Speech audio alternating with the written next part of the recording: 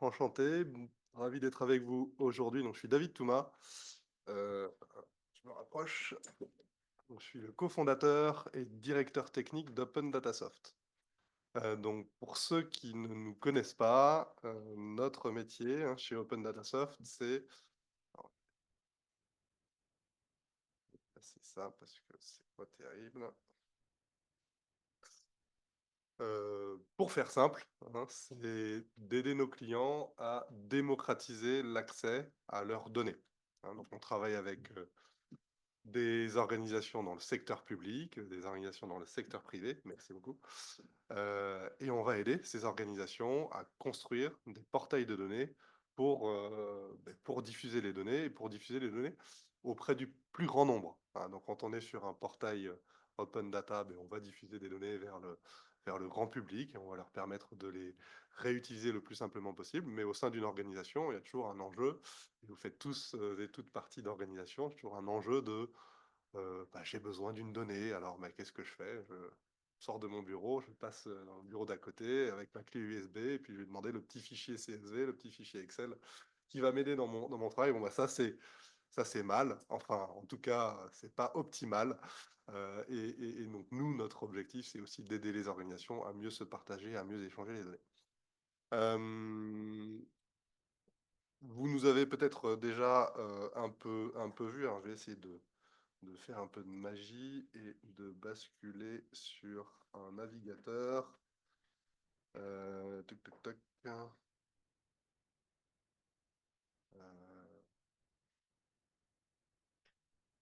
J'ai perdu les onglets qui étaient ouverts. Non, si, c'est super. Top. Voilà. Donc, vous nous connaissez, je pense, via un certain nombre de sites et de portails Open Data. Donc là, je vous présente le portail de l'assurance maladie, le portail de la CNAM, qui fédère des données et des valorisations de données sur divers sujets. Donc, je vais prendre un exemple ici qui, alors, plus vraiment d'actualité, mais toujours un petit peu quand même en réalité. Le Covid est toujours là. On va trouver sur un portail de données, on va trouver des données. On va trouver des données brutes, mais des données synthétiques. Vous manipulez tous, on l'a vu juste avant, des volumes de données gigantesques. Vous produisez parfois des volumes de données gigantesques sur la plateforme OpenDataSoft. L'idée, c'est de pouvoir diffuser, de publier des données synthétiques, intelligibles, qui vont permettre de raconter des histoires. Donc, ces données, elles vont être proposées au travers d'un catalogue. Je ne suis pas hyper à l'aise avec le clavier, mais c'est pas grave. Donc un catalogue de jeux de données, pour chaque jeu de données, donc, motorisé par des fonctions de recherche, de filtrage. Ce qui est très important sur un portail de données, c'est la métadonnée. Donc vos données, vos jeux de données soient bien décrits, bien documentés, autant que faire se peut en vous conformant à des standards, et aux standards de vos métiers. Ces métadonnées vont permettre de filtrer les données au sein du catalogue, permettre à tout le monde de trouver les données qui les intéressent. Et une fois que j'ai identifié un jeu de données qui m'intéresse, je vais pouvoir explorer ce jeu de données, je vais pouvoir visualiser une donnée brute comme on peut le voir ici. Je vais pouvoir également potentiellement visualiser cette donnée, l'exporter ou l'intégrer à mon application, à mes applications, via des API qu'on va pouvoir mettre à disposition. Donc ça, c'est vraiment on va dire les fonctionnalités classiques d'un portail open data. Ce qui va être intéressant, c'est qu'à partir de ces données, à partir des fonctions de visualisation qu'on propose, qui sont intégrées à la plateforme, vous allez pouvoir raconter des histoires et diffuser de l'information, une information qui va être directement compréhensible par l'utilisateur final, par le commun des mortels, qui n'a pas forcément de connaissances scientifiques, qui ne sait pas comment explorer et analyser les données. Voilà, vous allez pouvoir lui raconter une histoire, faire ce qu'on appelle du data storytelling. Donc le métier d'Open Datasoft, c'est ça. On travaille dans le secteur public avec différents ministères, collectivités locales, mais on travaille également dans le secteur privé, dans les domaines de l'énergie, du transport. hein. Dès qu'il y a de la donnée, dès qu'il y a des données à diffuser, eh bien, on peut être là. Alors, pourquoi je suis ici aujourd'hui? Pour vous parler un peu d'IA. Donc, nous, chez Open Datasoft, évidemment, dès le début, hein, on a commencé avec la donnée, donc on a créé des fonctions permettant d'intégrer à un portail de données des données de tout type.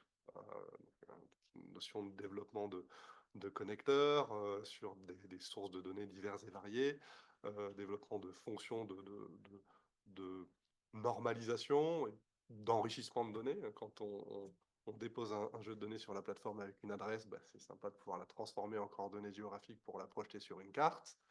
Quand on travaille avec des dates ou on travaille avec des données géographiques qui ne sont pas forcément dans le système de projection, qui permettent de les exploiter simplement et de les visualiser simplement, bah, c'est sympa de pouvoir changer de système de projection. Donc on a toujours travaillé sur la donnée et sa transformation, mais on ne sait jamais attaché à proposer des fonctions de transformation significatives de la donnée. On n'a jamais fait de data science, de machine learning, hein, c'est vraiment pas des sujets qui étaient au cœur de la plateforme. Le traitement en amont de la donnée ou on va dire l'utilisation intelligente de la donnée étaient des choses qui sont toujours faites soit en amont, soit en aval, dans le cadre de préparation de la donnée par des gens qui veulent diffuser cette donnée, soit par des réutilisateurs qui vont combiner cette donnée contextuelle avec des données métiers et produire une donnée à valeur ajoutée. Donc, donc voilà, on n'avait pas forcément un ADN data science, machine learning. Néanmoins, quand voilà, on va dire la démocratisation de l'IA a commencé, hein, avec l'avènement de services comme ceux que peut proposer OpenAI, on s'est intéressé au sujet et on s'est demandé dans quelle mesure l'IA pouvait aider à justement démocratiser l'accès à la donnée. Ce qui est intéressant avec l'IA et avec ce que proposent les fonctionnalités les fonctionnalités qu'on peut construire au-dessus d'un LLM, c'est à la fois la dimension, l'interactivité, la capacité à conserver un contexte d'une requête à l'autre pour finalement donner construire un semblant d'interaction entre l'homme et la machine, et c'est la capacité aussi à comprendre, à interpréter le sens sémantique des questions qu'on lui pose. Sur un portail de données, on va avoir et on va diffuser de nombreux types d'assets de données, hein, des données très variées, hein. On va pouvoir retrouver sur un portail finalement des données très techniques, des données de référence, des données géographiques, voilà, tout type de données, donc une grande diversité de données. Et l'enjeu d'un portail de données, c'est toujours de conserver une fluidité, une simplicité d'utilisation. Et du coup, on s'est, voilà, en observant l'avènement de ce nouveau monde, on va dire, bien, on s'est dit que l'IA pouvait être vraiment un élément clé pour simplifier l'utilisation d'un portail. Donc, ce qu'on a fait, c'est on s'est attaché à exploiter, à réutiliser des fonctions proposées par les opérateurs des opérateurs de LLM pour donc construire des fonctionnalités permettant d'enrichir la plateforme. Donc à la fois sur une thématique de recherche, hein, donc jusque-là on proposait au travers de la plateforme une recherche lexicale, donc recherche lexicale pour chercher des documents, des jeux de données à partir de mots-clés. Et puis si vous faites une faute d'orthographe, c'est plus ou moins bien géré. Si vous cherchez un synonyme, et si il n'y a pas forcément de fonction de synonymie configurée au niveau du moteur de recherche, eh bien, vous n'avez pas trouvé ce que vous recherchez. Et là, l'intérêt des modèles proposés, enfin des modèles publics, hein, c'est leur capacité du coup à voir établir la relation sémantique entre des termes.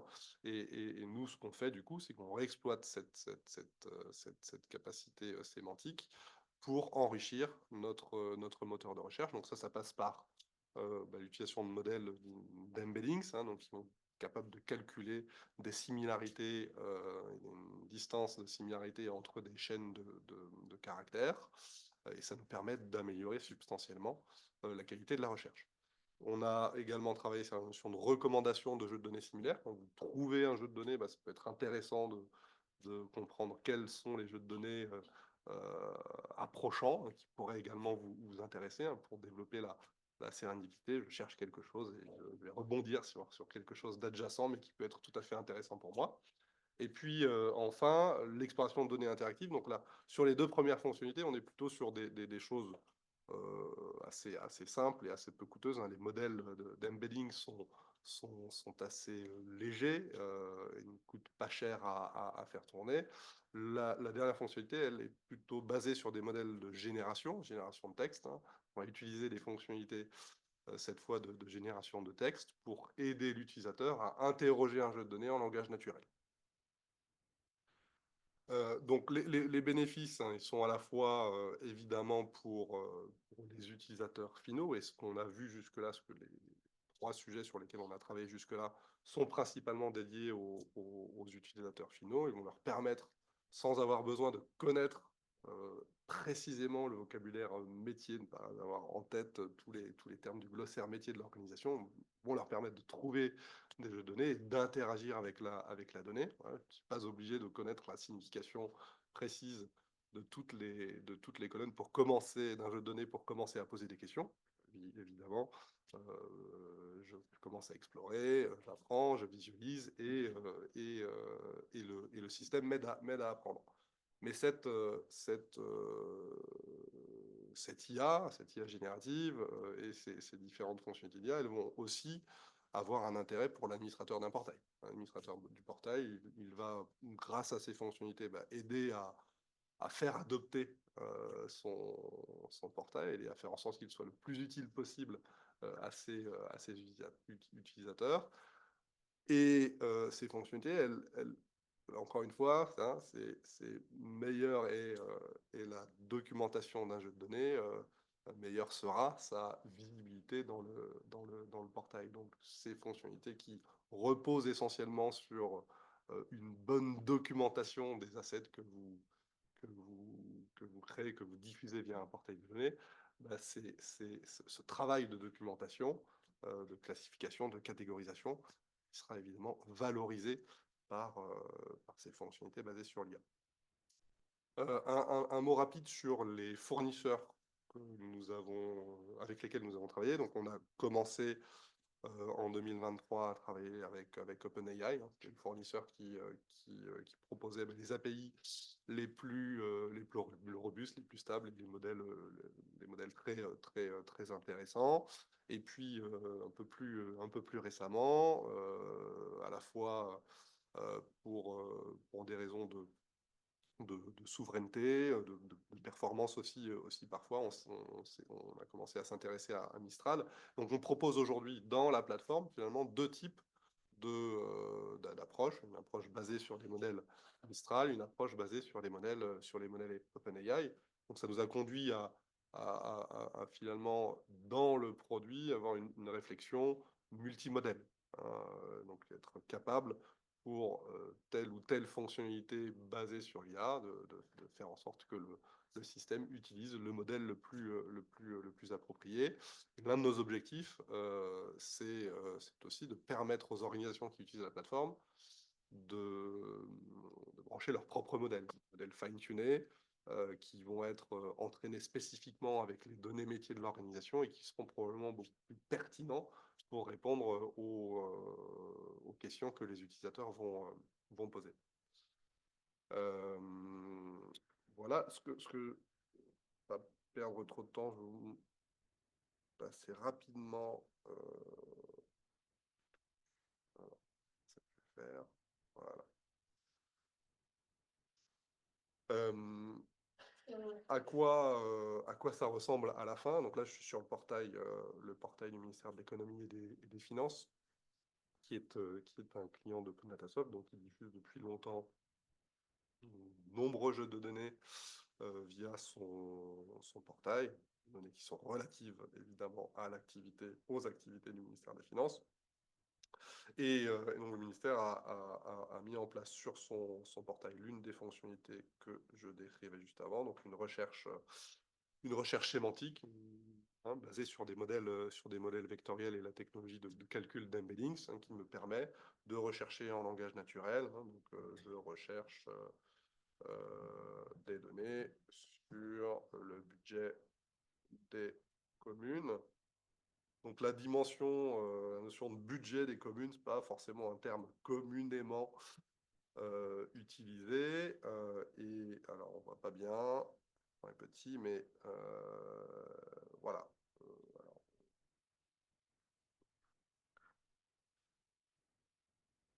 Bref, voilà, donc là j'ai un résultat. Alors, je suis censé en avoir un peu plus. Donc voilà, balance comptable des communes en 2019. A priori, j'ai pas de, voilà, j'ai pu saisir une recherche plein texte. Si je recherche des données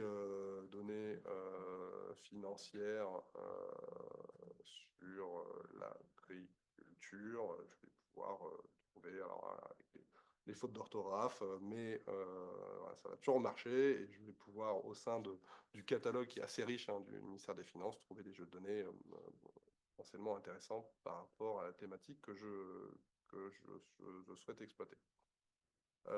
Autre démo sur l'exploration des données avec l'IA. Donc là, on est plutôt sur une approche basée sur de l'IA générative. Hein. Donc j'ai un jeu de données qui concerne la vaccination par pathologie au Covid-19. C'est un jeu de données historique qui est publié par la CNAM sur l'un de ses portails. La fonctionnalité d'exploration de données avec l'IA va me permettre, voilà, d'interroger le jeu de données en langage naturel. Hein, donc le jeu de données qui est juste en dessous euh, comment, dispose voilà, de plusieurs colonnes qui sont chacun un nom plutôt technique. Je vais pouvoir du coup directement depuis l'écran du jeu de données poser des questions. Par exemple, quel est le taux de vaccination. Vaccination, je vais faire une faute d'orthographe, c'est pas grave, en voie de loupe. Alors, voilà, donc là, le système tourne, et ce qui est en train de se... Alors, c'est 0, donc effet démo, c'est pas ce qui se passe. Mais ce qui est intéressant, ici, normalement, c'est un peu plus élevé.